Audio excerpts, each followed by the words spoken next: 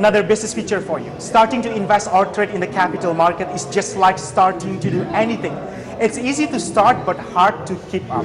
The trick is that we have to make investing and smart trading an habit, something we do naturally, easily, and without any difficulty. The hard part, of course, is creating the habit and set and get the best strategy. The biggest failing among investors and traders is a tendency to become either fearful or greedy. Now, while investing and trading in the capital market can be overwhelming and even intimidating at times, there must be several strategic ways in making us much prepared for our future financial goals. Here is our feature for you.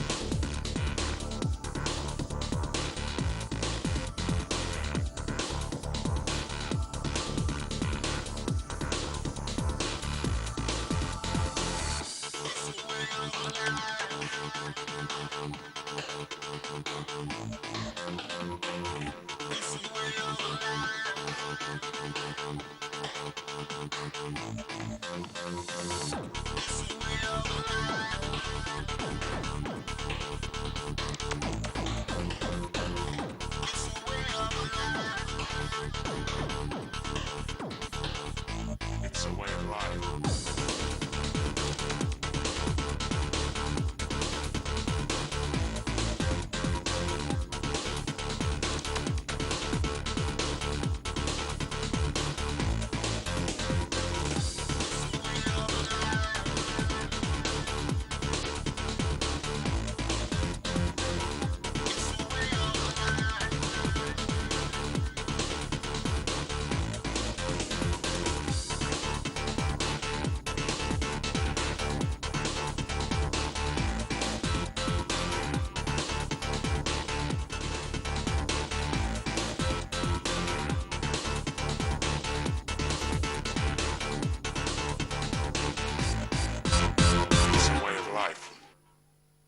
Thank you so much for staying with us on MNC Business Channel and StarHub Asia Singapore. Don't forget to watch our live streaming through www.sindonews.com. You are still watching MNC Business Special Dialogue with UBS. We have Mr. Stuart MACKAY as the Managing Director for Strategic Client Coverage in Asia, representing UBS. Well, Mr. Stuart MACKAY, this is very interesting when we talk about Indonesia and emerging market, neighboring market as well, because everyone knows that no one can be insulated totally from this global economic recovery. I would like to focus for this segment for the banking sector.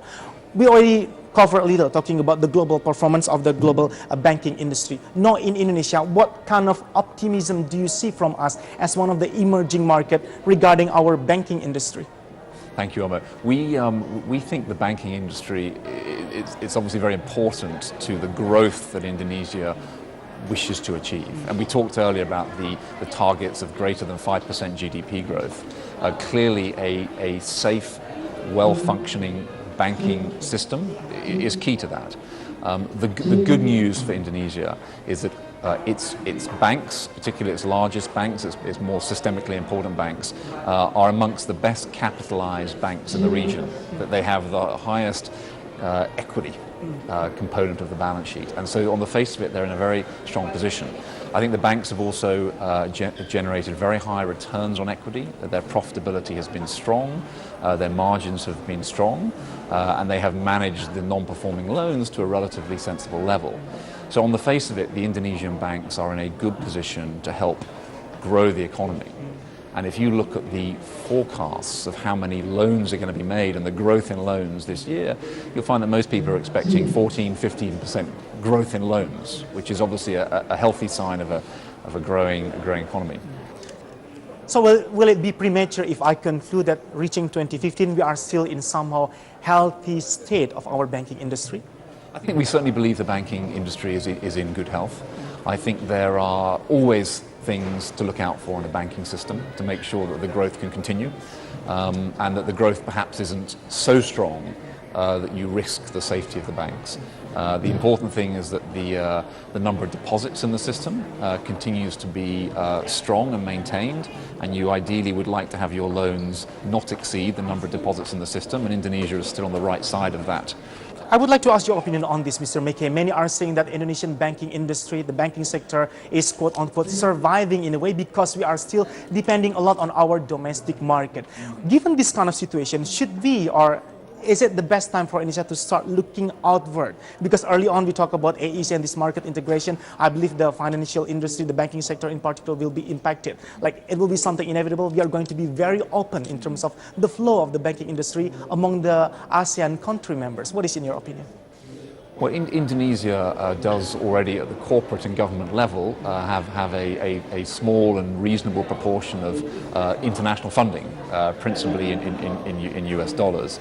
It's viewed as a manageable and for now sensible amount of borrowing overseas. I think that growing economies, particularly economies running a small current account deficit, as Indonesia does, do require some element of funding internationally from overseas. And there is that element present at the moment. But we believe it's currently manageable, although clearly that has to be watched quite carefully. You don't want to be over-reliant on money from other people's countries. Couldn't agree more for that. On the regulatory framework or regulatory aspect as well, will you agree, or where is your position by the time people have these prejudices that Indonesia still considered as somehow the overregulated nation regarding this kind of financial services industry? But if you don't mind, maybe we can continue for the lessons. Make sure you are joining us again for more interesting topic issue discussion on MNC Business Special Dialogue with UBS.